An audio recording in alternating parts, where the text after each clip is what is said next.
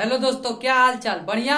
दोस्तों, आप सभी का स्वागत है फिर से हमारे इस वीडियो लेक्चर में। दोस्तों, आज हम लोग जानेंगे law of exponents and power के बारे में। क्या होता है law of exponent and power और इसके क्या क्या रूल्स होते हैं। चलिए हम लोग जानते हैं इसके रूल्स को, कि इसका रूल्स क्या होता है। तो इसका रूल्स हम लोग 8 रूल्स के बारे में जानेंगे, जो इसके हम लोग क्लास 10th में 8 रूल्स के बारे में जानते हैं। चलिए हम लोग जानते हैं 8 रूल्स कौन कौन से हैं। तो 8 रूल्स क्या है? पहला है कि यदि दोनों का बेस अगर सेम हो तो पावर जुड़ जाता है। जैसे इसका भी ए का भी ए जो बेस है इसका पावर एम है और इनटू ए का पावर एन है। तो दोनों का बेस क्या है? ए और पावर अलग अलग है, तो दोनों पावर क्या होगा? जुड़ जाएगा। जैसे एक एग्जाम्पल में हम लोग ले लेते हैं 5 का पावर 7 इंटू 5 के पावर 9। तो यहाँ पे क्या है? बेस सेम है लेकिन यहाँ पे पावर डिफरेंट है। तो बेस सेम है तो बेस जो है उसको उसी तरह लिख देंगे और पावर को क्या करेंगे? जोड़ देंगे। तो कितना होगा? 9 और 17 क्या होगा? 60 हो जाएगा आपका। तो इसका पावर क्या हो जाएगा? 60 हो जाएगा।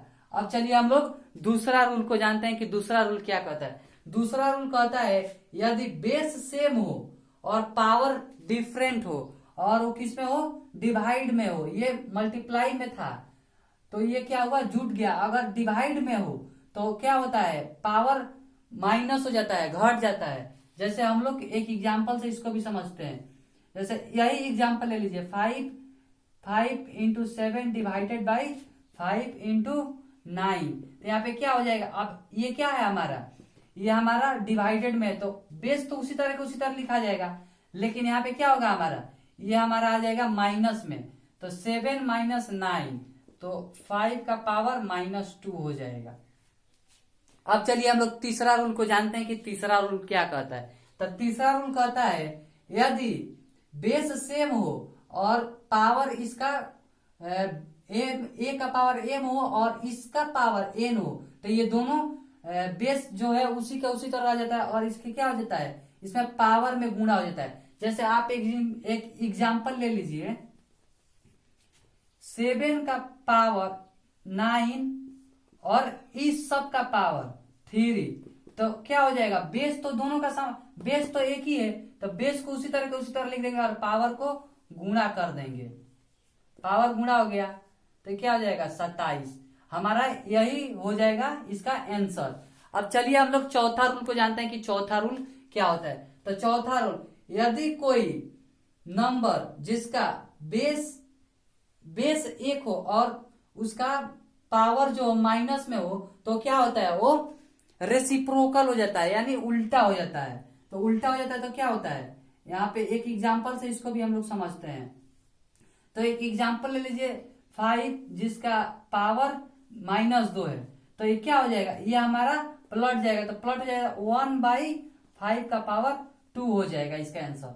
अब चलिए हम लोग रूल नंबर 5 को समझते हैं कि रूल नंबर 5 क्या होता है। आइए हम लोग जानते हैं। तो रूल नंबर 5 कहता है कि यदि ए एक बेस हो जिसका पावर अगर डिवीजन में यानी रेशनल नंबर में हो, यानी वो m/n के रूप में हो, तो उसमें क्या होता है? उसमें हो जाता है कि ए का पावर m हो जाता है इंटू 1/n का पावर 1/m का पावर हो जाता है 1/n।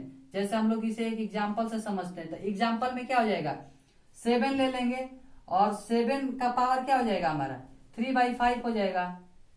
ये एक एग्जाम्पल है। फिर इसको हम लोग किस तरह लिख सकते हैं? 7 का पावर 3 लिख देंगे। ये जो ऊपर वाला है यहाँ पे ये 7 का पावर हो जाएगा और यहाँ पे फिर हमारा 1/5 हो जाएगा। तो इस तरह हम लोग इसको लिख सकते हैं। अब चलिए हम लोग रूल नंबर 6 को जानते हैं कि रूल नंबर 6 क्या कहता है। तो रूल नंबर 6 हमारा कहता है यदि दो डिफरेंट बेस हो और उसका पावर सेम हो, यानी उसका पावर एक जैसा हो, तो क्या होता है?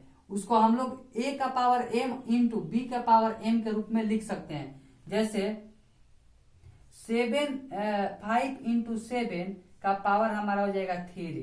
तो इसे हम लोग किस रूप में और लिख सकते हैं? इसको हम लोग लिख सकते हैं 5 का पावर 3 इंटू 7 का पावर 3। अब चलिए हम लोग 7 रूल को जानते हैं। तो 7 रूल क्या कहता है? यदि कोई नंबर जो 1/b के रूप में और पावर इसका m हो, तो इसका 1/1 का पावर m हो जाएगा बाई b का पावर m हो जाएगा। जैसे इसको भी एक एग्जांपल ले लेते हैं, जैसे हम लोग ले लेंगे 7/5 और इसका पावर क्या हो जाएगा, होल पावर क्या हो जाएगा 7 हो जाएगा। तो इसको हम लोग और किस रूप में लिख सकते हैं, इसका जो आगे आएगा 7 का पावर 7 हो जाएगा और 5 के पावर भी 7 हो जाएगा, 5 के पावर भी 7 हो जाएगा। अब चलिए हम लोग लास्ट रूल को समझते हैं कि लास्ट रूल क्या होता है। यदि किसी नंबर का पावर 0, जैसे 7 का पावर 0, तो इसे हम लोग किस रूप में लिख सकते हैं, इसका वैल्यू क्या होगा, अगर 7 का पावर 0 हो तो इसका वैल्यू 1 हो जाएगा।